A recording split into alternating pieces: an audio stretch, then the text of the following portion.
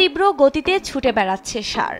জীবনের ঝুঁকি নিয়েই ষাঁড়কে থামানোর চেষ্টা চালানো হচ্ছে। স্পেনের সান ফার্মিন বা ষাঁড়ের সঙ্গে দৌড় এবং আমেরিকার বুল রাইডিং এর আদলে তামিলনাড়ুতে ঐতিহ্যবাহী জাল্লিকাট্টু উৎসব শুরু হয় মঙ্গলবার। 3 দিনের এই উৎসবের প্রথম দিনে ছিল 1100টি ষাঁড় এবং 900 জন খেলোয়াড়। প্রাচীন ঐতিহ্য মেনেই ভিড়ের মধ্যে ছেড়ে দেওয়া হয় ষাঁড়। নিজের জীবনের ঝুঁকি নিয়ে যে খেলোয়াড় ষাঁড়কে নিয়ন্ত্রণ করতে পারবে সেই হয় বিজয়ী। ক্রুদ্ধ ষাঁড়কে বশ করার এই খেলা রাজ্যটির ফসল তোলার উৎসবের একটি ঐতিহ্যবাহী রীতি।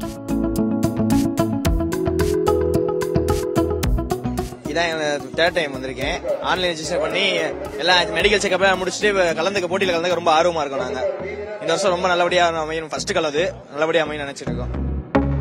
এই খেলার সেরা ষাঁড়ের জন্য রয়েছে 11 লক্ষ টাকা মূল্যের একটি ট্রাক্টর, যেখানে সেরা খেলোয়াড়ের জন্য থাকছে 8 লক্ষ টাকা মূল্যবানের একটি গাড়ি সহ আরো অনেক কিছু। তামিলনাড়ুতে পোঙ্গল উৎসবের তৃতীয় দিনে ষাঁড়ের পুজো করার পর জাল্লিকাট্টুর আয়োজন করা হয়।